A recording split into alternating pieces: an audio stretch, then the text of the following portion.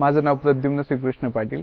आज आम्ही दत्तात्रय आप्पाजी नाईकडे म्हणजे आमचे नाना यांच्या स्वस्थ दर्शन प्रचंड दर्शन सोहळ्यानिमित्त इथे जमलो होतो.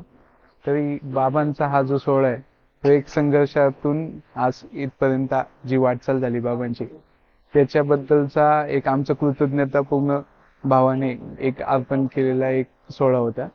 त्यांनी आतापर्यंत जे खडतर प्रवास केला त्या खडतर प्रवासाच्या प्रती आमच्याकडून एक त्यांना दिलेली एक छोटीशी भेट होती.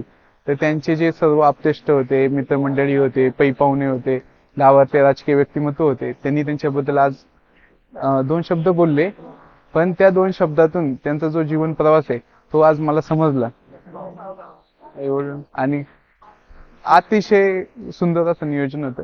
दरवर्षी नाईकडे परिवार एक ना एक कार्यक्रम दरवर्षी करतोच आणि आम्ही त्याचं सहभागी होतो अत्यंत आनंदाने. बाबांना पुढील आयुष्यासाठी शुभेच्छा. 100 वर्षाच्या पुढे पण त्यांनी आयुष्य जगावं हीच ईश्वरचरणी प्रार्थना.